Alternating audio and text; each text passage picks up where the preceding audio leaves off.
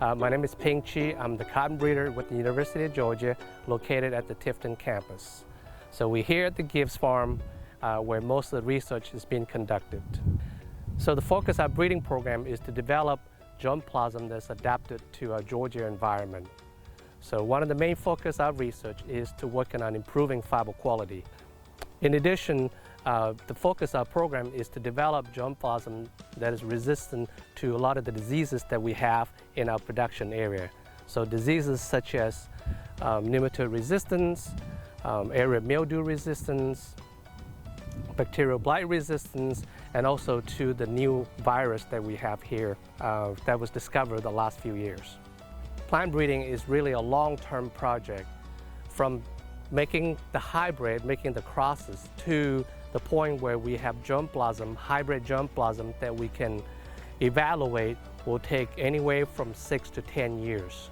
We develop germplasm with traits that are important to Georgia, and then we will work with commercial company and bring these traits to the market.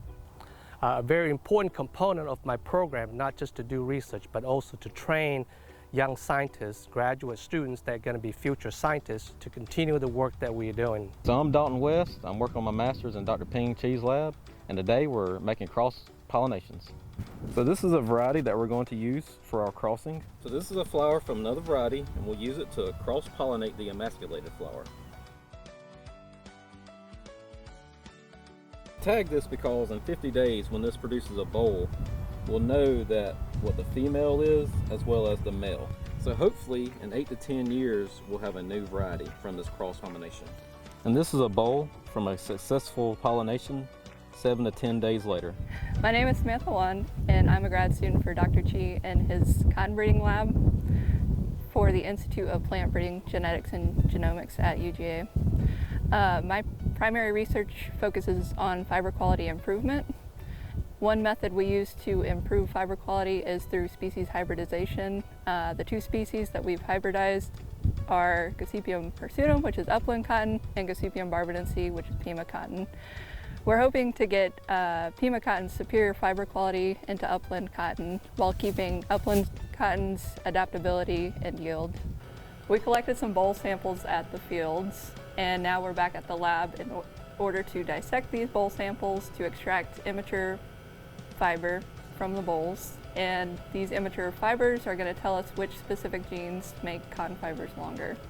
So I'm preparing these tubes with liquid nitrogen in order to flash freeze some of the immature fibers, and now I'm dissecting immature boll samples. And then after flash freezing in liquid nitrogen, we'll store it in -80, and then later on we are going to separate the fibers and the seeds and perform RNA extraction on the fiber samples. The way my breeding program benefits Georgia growers is by us developing germplasm that are important to Georgia production, but topics that are not covered by commercial breeding programs. So for example, the commercial breeding programs are interested in improving yield, but not necessarily all the diseases that are belt-wide related. So disease such as area mildew, for example, are more of a regionally issue. And those are the topics that we cover as a public research scientist, but not necessarily the commercial breeding program. Funding from the Cotton Commission is really important for the work that we're doing, because without your funding, we'll not be able to do the kind of long-term research that is really, really important to the longevity of cotton production here in Georgia.